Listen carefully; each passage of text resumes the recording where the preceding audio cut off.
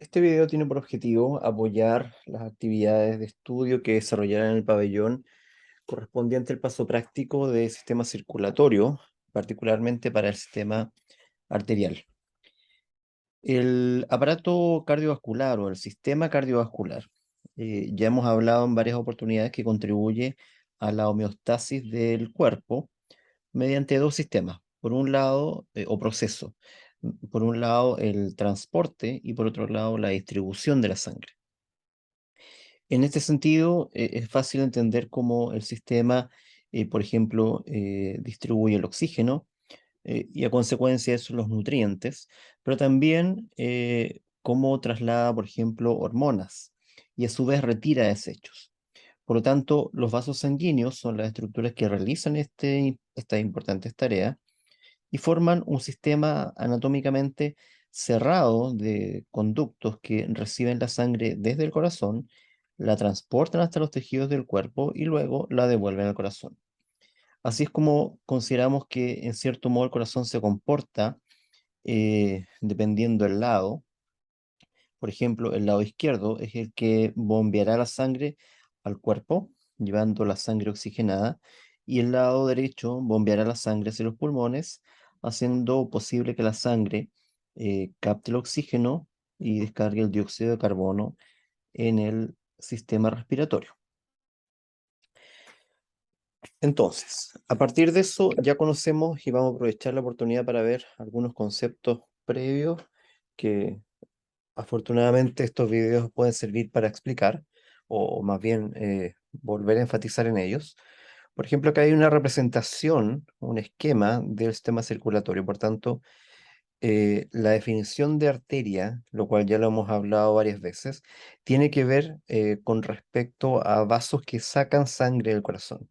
Y de ahí lo que comentaba recién, que al fin y al cabo no es exactamente el concepto en torno a una definición en base al contenido, porque en realidad está asociándose en torno al sentido, al flujo que lleva la sangre.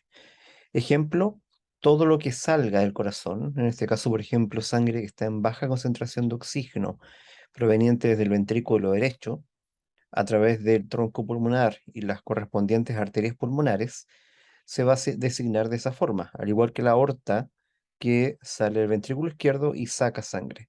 Por tanto, la concentración de oxígeno no define efectivamente qué es arteria o vena. Lo que define lo que es una arteria es el flujo de sangre saliendo desde el corazón. Pero particularmente nos vamos a abocar a las ramas desde la aorta, en este caso, para empezar a explicar cómo es el comportamiento de distribución de sangre hacia el cuerpo. Y eso es lo que tomará fundamentalmente objetivo esta grabación. Ya sabemos algunos conceptos ya determinados. El corazón se ubica en el mediastino. Es una localización bien estratégica, de modo tal que pueda distribuir la sangre apropiadamente hacia, constituyendo estos dos sistemas circulatorios o de distribución de sangre, el sistema de circulación mayor y el sistema de circulación menor. Ya hemos planteado que el sistema de circulación menor es de baja presión, el corazón está inmediatamente a los lados de los pulmones. En cambio, el sistema de circulación mayor se distribuye hacia el cuerpo y por tanto requiere una mayor fuerza para llegar a los diferentes territorios que tiene que irrigar.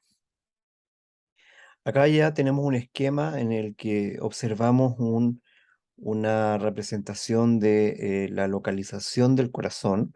En realidad, más que el corazón es el pericardio, pero podemos más o menos imaginarnos de la situación de él. Acá adelante está el esternón, el diafragma, la columna vertebral, primera costilla.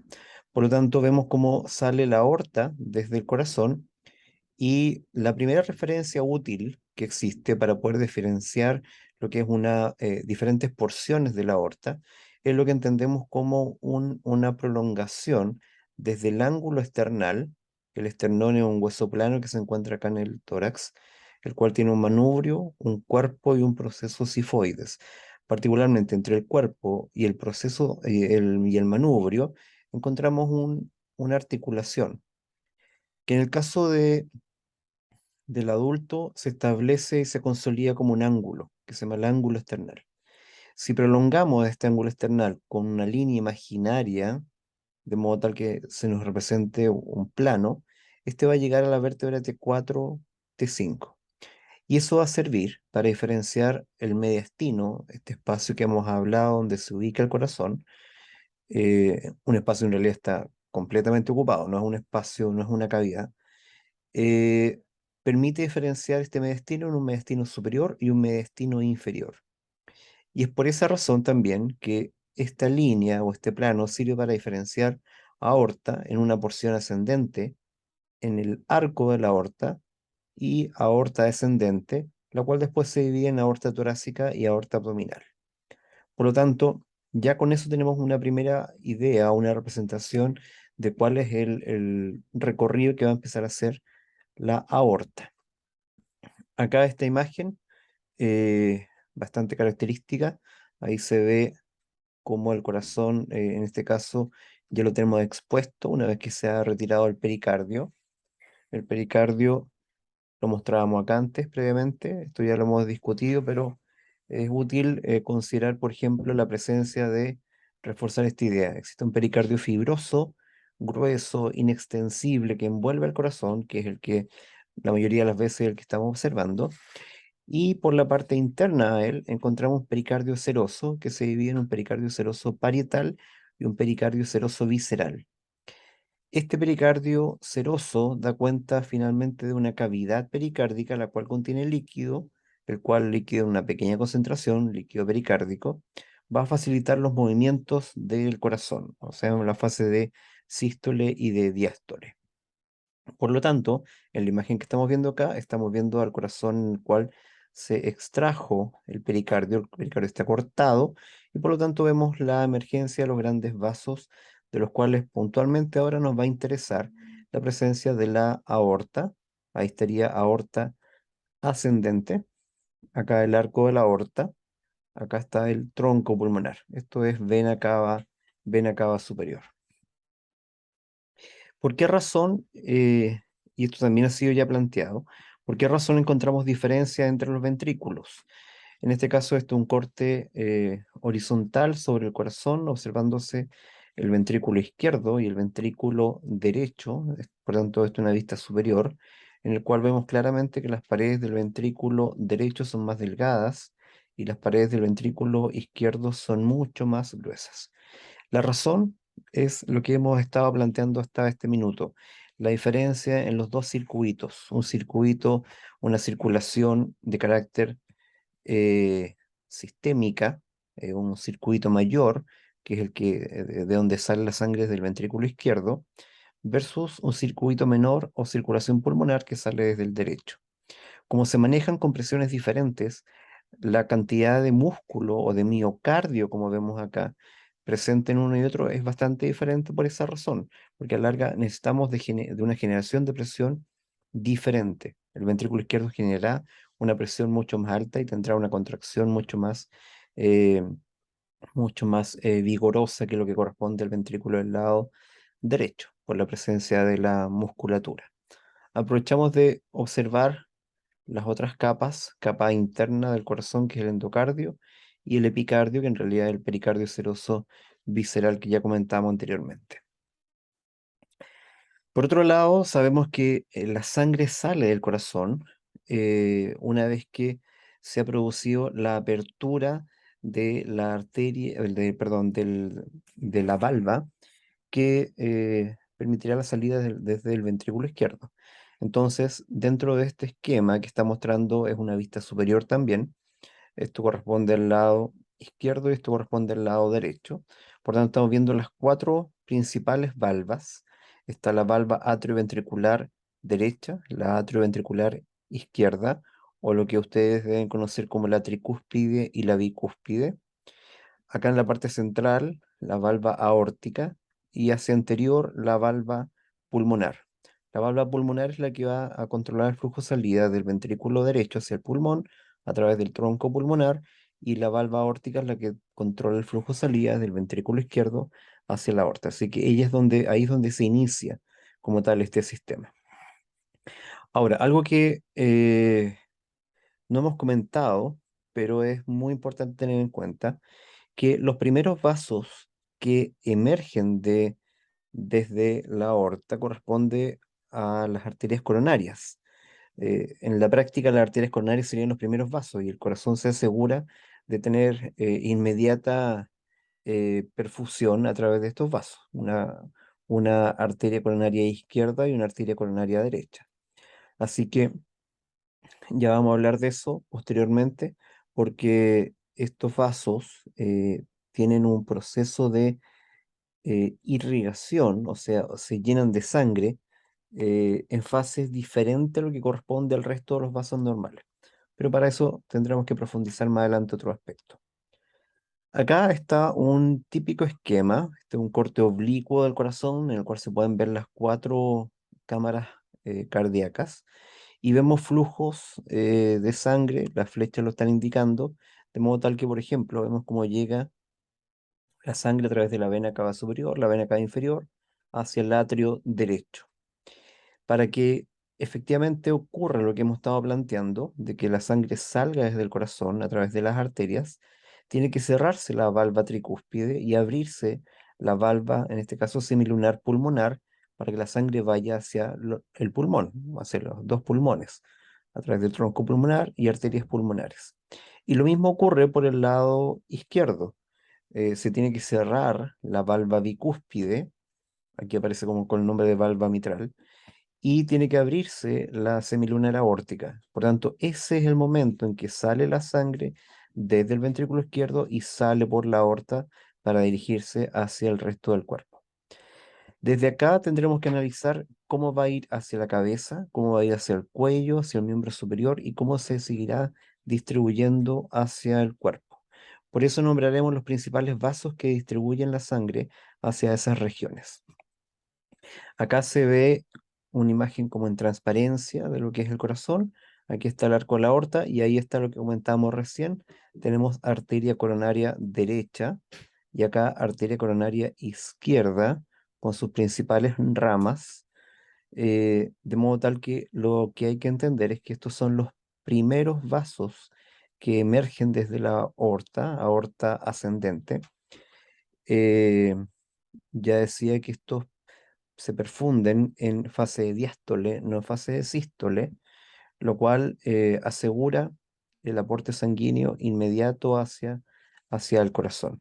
Las principales ramas de la coronaria izquierda son la rama circunfleja y la arteria interventricular, la rama interventricular anterior de la coronaria izquierda. Por la coronaria derecha tenemos la rama marginal y en la parte posterior la rama interventricular posterior. Ellas son las principales. Hay varias más, pero son las principales. El drenaje venoso, aprovechemos de verlo en este caso, corresponde a cómo se recolecta la sangre del mismo corazón. Y es así como existen varias venas. Uno podría esperar que sea la contraparte de las arterias, pero en realidad no es tan así. Tenemos una vena cardíaca anterior, una vena cardíaca media, una vena cardíaca menor y una vena cardíaca posterior. Estas venas recolectan la sangre del corazón y la llevan al seno coronario.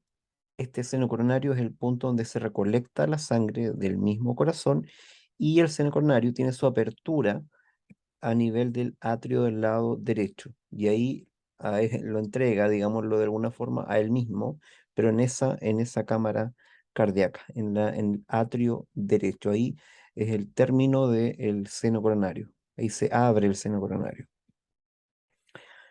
Entonces, nuestro objetivo será empezar a identificar cuáles son los principales vasos para que vayamos a irrigar la cabeza, el cuello, el miembro superior, el tronco, el abdomen, la pelvis y miembros inferiores. Y todo nace acá, como hemos planteado, a través del arco de la aorta. Ahora, desde el arco de la aorta surgen, surgen tres grandes vasos que corresponden al tronco brachiocefálico, a la arteria carótida izquierda y a la arteria subclavia. El tronco brachiocefálico se va a dividir en carótida derecha y en subclavia derecha. Estos son carótidas externas, o sea, perdón, carótidas comunes, perdón. Entonces, a la larga existe lo mismo, con la diferencia que tenemos en el lado, hacia el lado derecho, previamente la construcción de un tronco, de un vaso común, del cual surgen la carótida común derecha y la subclavia derecha. El resto después continuará de la misma forma. Entonces, desde, acá dice callado, pero es el arco de la aorta. Entonces, desde el arco de la aorta van a ir surgiendo este tronco brachiocefálico, subclavia derecha, carótida común derecha, carótida común izquierda que sale directamente del arco y subclavia izquierda directamente del arco. La arteria subclavia izquierda dará paso a todo el aporte hacia el miembro superior. La carótida común, ya sea la carótida común izquierda o derecha, da lo mismo el lado, irán a dar irrigación al cuello y a la cabeza. ¿No? La carótida común, como ya lo hemos planteado, el término común hace referencia a que tiene que existir una división de esto. Y la carótida común tendrá dos ramas terminales que son la arteria carótida externa y la arteria carótida interna. La arteria carótida interna dará irrigación al interior de la cabeza, al encéfalo puntualmente, y la carótida externa dará irrigación fundamentalmente a cuello y cara. Por su parte, la porción torácica de la aorta empezará un descenso, salimos del arco de la aorta y empezamos con la porción torácica, y generará ramas que van al pericardio, al esófago, al mediastino, a darle irrigación al mismo pulmón, las arterias bronquiales. Estas arterias bronquiales son las que hemos hablado, que es la irrigación nutricia del pulmón. Y a su vez, la presencia de ramas intercostales, ramas que van a ir también finalmente hacia la pared del tórax y finalmente arterias subcostales y frénicas superiores. Eso es la irrigación que otorga la aorta en su porción torácica. Acá está una vista desde el lado izquierdo de, del arco de la aorta. Acá está la carótida común y aquí está la bifurcación de la carótida en una estructura que se conoce como el seno carotidio, que es una dilatación que se encuentra entre medio de más bien de las dos arterias como ramas terminales. Este seno carotidio sirve para censar los cambios de presión que existen en este punto. Y aquí se ve la carótida interna y acá la carótida externa. La carótida interna no va a tener ninguna rama hasta ingresar al interior del cráneo. Una vez adentro generará ramas, pero antes de eso nada. En cambio, la externa sí va a generar varias ramas que van a ir hacia el cuello. Aquí tenemos, por ejemplo, la arteria tiroidea superior y después continuar hacia la cara, arteria facial y así consecutivamente dando irrigación a la cara fundamentalmente. Y además de eso tenemos la arteria subclavia que va a ir hacia el miembro superior para dar irrigación de este. Acá está más o menos la misma distribución, tronco brachiocefálico, carótida común, subclavia y el arco de la aorta se continúa con la aorta torácica o la porción descendente de la aorta. Acá vemos como la aorta ya ha pasado al diafragma y se transforma en la porción abdominal de ella, con la presencia ya de los primeros vasos que van a irrigar órganos en el abdomen. Lo que vemos en este esquema acá. Ya lo hemos hablado, aquí tenemos la presencia de vasos que son viscerales y vasos que son parietales. Los vasos viscerales más importantes, tronco celíaco, arteria mesentérica superior, arteria mesentérica inferior. Acá no está presente en el esquema, pero nos faltan las arterias renales, arterias gonadales y otras que son de menor cuantía, no por ello menos importantes, pero que no están representadas en este dibujo. El tronco celíaco fundamentalmente le va a dar irrigación a los órganos que están en la parte más superior del abdomen y los vasos mesentéricos, mesentérica superior y mesentérica inferior, dará irrigación a lo que es los órganos que están en un nivel más inferior, como por ejemplo lo que es el colon y lo que es el intestino. Acá se puede ver, cambia el esquema, se hace más complejo porque es lo más cercano al anatómico, y tenemos ahí el tronco celíaco, la arteria mesentérica superior, aquí hay dos arterias renales, una a cada lado, ahí están las gonadales, y aquí está la arteria mesentérica inferior. Aparte de eso, unas arterias que son parietales, como son las arterias lumbares, son cuatro arterias a cada lado, y arriba arterias que se llaman frénicas inferiores, que al igual que las frénicas superiores, terminan fundamentalmente dando irrigación al diafragma. La aorta se divide, termina, digámoslo así, a nivel del E4, regularmente así se considera, y se inician las arterias ilíacas comunes. Las ilíacas comunes darán paso nuevamente al concepto de común, darán paso a una ilíaca interna que va a dar irrigación a los órganos pélvicos y una ilíaca externa que continuará, no se meterá en la pelvis, en la cavidad pélvica, sino que continuará y se transformará una vez pasando el ligamento inguinal en una arteria femoral, que es la que va a dar irrigación al miembro inferior. Acá podemos ver una vista desde el lado derecho, cómo aparece el tronco brachiocefálico, la carótida común que está cortada, acá la carótida común externa y la carótida común interna, perdón, la carótida interna y carótida externa, y a su vez la arteria subclavia. La arteria subclavia, esta rama que ya hemos ido planteando, tiene varias ramas a su vez que más adelante profundizaremos en cada una de ellas, pero una arteria que obviamente el nombre lo define, arteria subclavia porque pasa bajo la clavícula, y en ese minuto cuando pasa entre la clavícula y la primera costilla, va a cambiar su nombre para continuar a denominarse arteria axilar. Acá vemos el recorrido, en este caso en azul, de esta arteria axilar, y ahí en amarillo habría quedado la arteria subclavia. Esta arteria axilar continuará para transformarse en arteria braquial, como dice el nombre, es propio de la región braquial, y cuando llega a la altura del codo aproximadamente, un poquito más bajo en realidad, no tan alto como está en este esquema, se divide en arteria radial y en arteria ulnar. Estas arterias a su vez, la arteria radial y la arteria ulnar, van a contribuir a la conformación de dos arcos llamados palmar profundo y palmar superficial, que darán la irrigación de la mano y de los dedos. Acá particularmente estamos viendo el arco palmar eh, profundo, ese que se ve ahí, y acá un arco palmar superficial. Si se dan cuenta, se produce una anastomosis, o sea, una unión entre lo que son las ramas de la, en este caso, ulnar con la radial.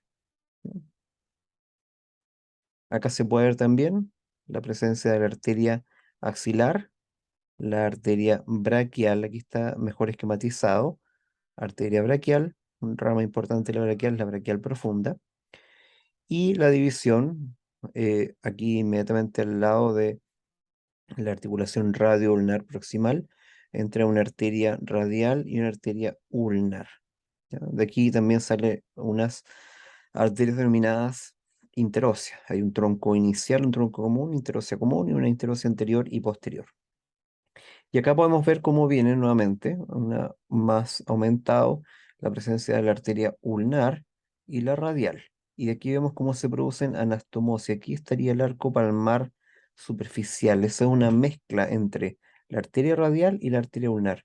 Y de aquí surgen arterias para ir a irrigar los dedos. Por el lado del miembro inferior, ya habíamos comentado, tenemos la arteria ilíaca externa y lo que está acá en celeste vemos la presencia de la arteria femoral. Al igual que el miembro superior, así como existía en la braquial una braquial profunda, acá hay una femoral profunda. Esto tiene cierta relevancia, que más adelante lo veremos en el siguiente curso, en el cual la femoral profunda no es bastante diferente a la femoral propiamente tal, porque la femoral lo que se preocupa es de continuar su trayecto para seguir dando irrigación al resto del miembro inferior, y será la femoral profunda la que se encargará de dar irrigación a la región femoral. ¿Ya? La arteria femoral se continúa hacia la región posterior en la rodilla y se transforma en arteria poplitea. A través del paso ahí se ve en forma precisa, a través de un hiato que genera un músculo que es el músculo abductor mayor. Pasado a la rodilla, saliendo de la región de la rodilla, prácticamente de forma más o menos casi exacta, esta arteria poplitea se va a transformar en una arteria arteria tibial anterior, y acá atrás podemos verlo, arteria tibial posterior. Cada una entregará irrigación a cada uno de los correspondientes compartimentos. Y de la arteria tibial posterior también tendremos una arteria fibular. Más adelante veremos que la crura o la pierna tiene 3 compartimentos, por tanto estas son las encargadas de ese proceso de irrigación. La arteria tibial anterior continúa, atraviesa el tobillo y se transforma en la arteria dorsal del pie, antiguamente llamada arteria pedia por si acaso. Por tanto, eh, como es una arteria en la cual se puede tomar el pulso, típicamente se habla bastante o quedó instaurado el concepto del pulso pedio. Tiene relación con esta arteria dorsal del pie. A su vez, la arteria tibial posterior pasará posterior al maléolo medial, pertenece a esta estructura de la tibia, lo cual también la transforma en un punto en el cual se puede tomar el pulso, pero es la arteria tibial posterior. Entonces, tibial posterior detrás del maléolo y arteria dorsal del pie acá en en la zona anterior, así como uno lo que diría como coloquialmente como el empeine. Acá hay esquema, o sea, no esquema, sino que, o sea, dibujo, perdón, pero más cercano al anatómico, vemos la arteria femoral, ahí está la femoral profunda, acá la arteria poplitea, y la arteria poplitea dividiéndose en arteria tibial anterior y tibial posterior, y la tibial posterior dando origen ahí a acá a la fibular. Y acá lo mismo, arteria femoral profunda, esa que vemos ahí es la femoral profunda, y la que está acá cortada, y ahí continúa, es la arteria femoral, que será la que pasará hacia el sector posterior en la rodilla para transformarse en poplitea.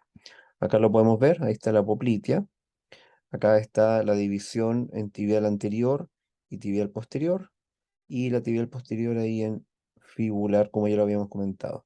Aquí viene la tibial posterior, pasando por detrás del maléolo, en ese punto donde se puede tomar el pulso de la arteria tibial posterior.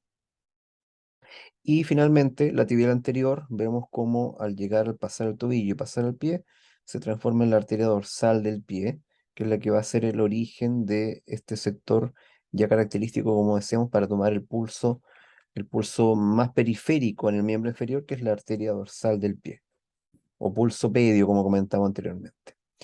Y finalmente la arteria tibial posterior se divide en arterias plantar medial y plantar lateral, que darán irrigación en una forma más o menos parecida a lo que era en la mano al sector de la planta del pie.